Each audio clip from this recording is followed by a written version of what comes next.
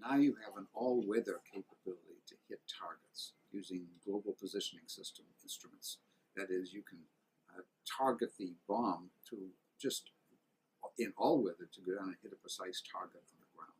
That is a tremendous advantage over what had been previously capable. Also by this time, after the Gulf War and beyond, the whole idea of the strategic use of aircraft is beginning to change. That is, in the United States, they're no longer facing an enemy that has a large industrial capability. So what you would actually bomb in terms of being effective starts to change. There's no large factories, there's no large bridges and things such as that that you can somehow disarm the country or actually wage economic warfare against it. So that begins to change too, as you have the introduction of unmanned aircraft that allow much greater intelligence capability of what is going on the ground or on the surface of the ocean. What had been a problem since 1980, intelligence about what has happened, is now much more prevalent. The new issue with strategic bombing, or with bombing precisely whatever the target, is a new requirement for intelligence about, now that you can see buildings, you can see bridges, you can see all those things. Intelligence is, to be effective, has to come up with, yes, but what's going on in those buildings? That's a whole new dimension for intelligence that limits the way that any sort of attacking aircraft can be used. Let me review a couple of things then, as we come to the present. Aviation has always been built, military aviation, has built on the promise of technologies.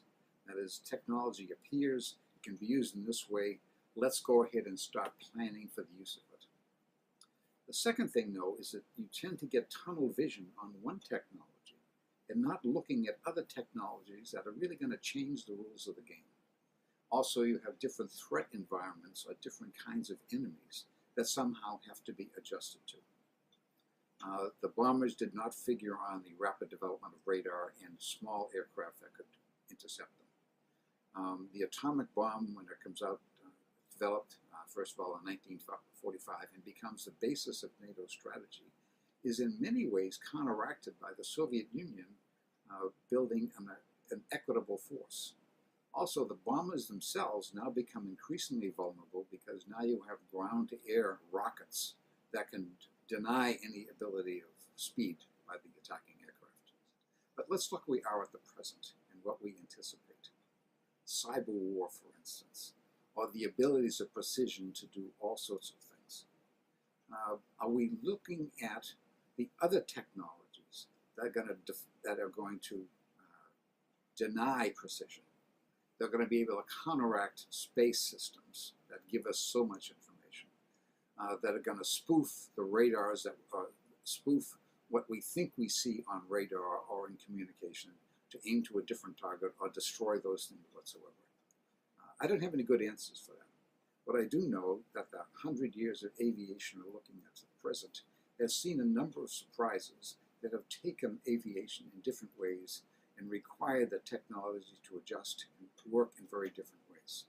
One thing I think we can anticipate is that a change from large intelligence gathering in bombing aircraft being perhaps too vulnerable, or even the aircraft carriers themselves.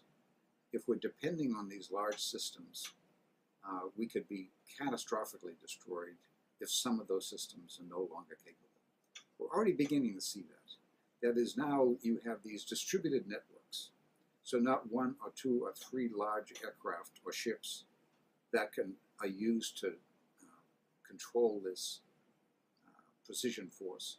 Now you've got many small ships, many small aircraft, many of them unmanned, that can network these things. What's next? What's the capabilities and limitations for that?